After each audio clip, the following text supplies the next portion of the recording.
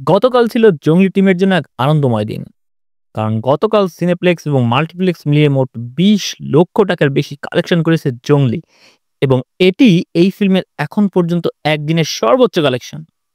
This is the called the power of strong word of mouth. এই ফিল্মটা একজন নারীকে কতটুকু কানেক্ট করাতে সক্ষম হবে জানি না, তবে একজন পুরুষ মানুষকে চরিত্রের সঙ্গে কানেক্ট করানোর জন্য যথেষ্ট। আমরা যারা মধ্যবিত্ত পরিবারের সন্তান, আমাদের প্রত্যেকের জীবন এক প্রকার উত্থান পতনের মধ্যেই অগ্রসর হয়।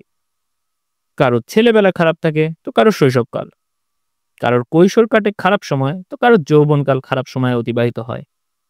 আর এই খারাপ সময়গুলোতে আমরা কাছের মানুষজনকে খুব হারাই, তাদের ব্যথায় বরং আরো বেশি ব্যথিত হই। তাদের আচরণ আমাদের মনের উপর বিরূপ প্রভাব বিস্তার করে। হোয়াট ইফ ঠিক সেই সময় কেউ একজন পাশে এসে দাঁড়ায় এবং নতুন করে সম্ভাবনার প্রদীপ জ্বালানোর আশ্বাস যোগায়। কারো জীবনে সেই কেউ একজন হতে পারে কোনো বন্ধু বান্ধব, কারোর জীবনে কোনো এক আত্মীয় স্বজন, কারোর জীবনে প্রেমিক বা প্রেয়সী। ঠিক তেমনি কোনো এক জঙ্গলির জীবনে কোনো এক পাখি।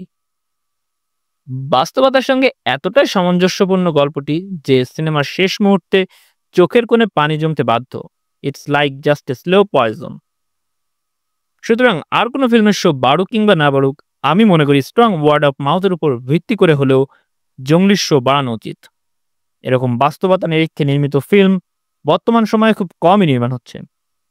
সুতরাং এই ধরনের গল্পকে প্রাধান্য দিতে হবে।